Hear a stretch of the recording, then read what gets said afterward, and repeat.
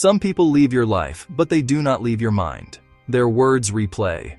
Moments resurface without warning. Small details return again and again. This mental repetition is often interpreted as attachment, longing, or unresolved emotion, but replay is not always about wanting someone back.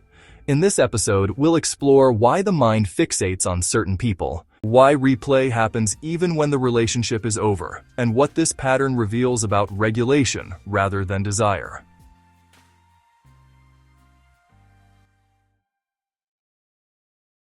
Replay is rarely intentional. It happens while doing ordinary things, during quiet moments, before sleep. The mind revisits conversations, reimagines different responses, searches for meaning in past interactions, and despite the repetition, there is rarely resolution. The brain is designed to complete patterns. When an experience feels unresolved, the mind keeps it active. This is not because the experience was important in itself, but because it ended without emotional closure at the nervous system level. Replay is the brain's attempt to stabilize something that felt unpredictable.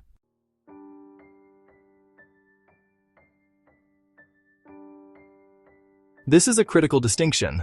Replay does not necessarily indicate longing or love. It indicates activation. The mind returns to what the nervous system has not yet processed. Often, the person being replayed represents a state, uncertainty, anticipation, emotional fluctuation, rather than the individual themselves. Uncertainty increases cognitive load. When emotional signals were inconsistent, the mind struggles to categorize the experience. Was it meaningful? Was it imagined? Was it real? Because the experience cannot be clearly labeled, it remains open. Replay is an attempt to label what never stabilized. Memory is not only cognitive, it is physiological. The body remembers anticipation, waiting, relief. These states are reactivated internally, even in the absence of the person. Replay is often the nervous system re-entering a familiar loop, not the heart-seeking reunion. Many people try to stop replay through force, distraction, busyness, replacement. But replay does not end through avoidance. It quiets only when the nervous system no longer perceives the experience as unfinished. Until then, suppression often increases repetition. Because the content involves a person, the experience feels emotionally loaded. But the mind is not attached to the person as much as it is attached to the state of alertness, of waiting, of emotional engagement. Once the state dissolves, the content loses its grip. Replay diminishes as regulation increases.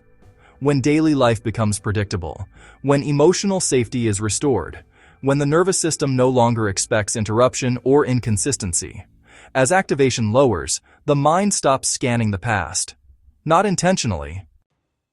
If your mind keeps replaying the same person, it does not mean you are stuck. It means something in your system has not yet settled. Replay is a signal, not a flaw, and signals change when the environment changes. The mind does not replay what feels complete. It replays what remains open.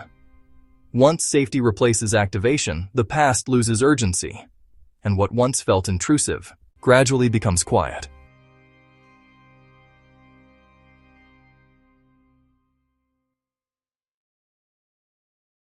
This has been The Inner Lens, an exploration of emotional patterns with clarity and restraint.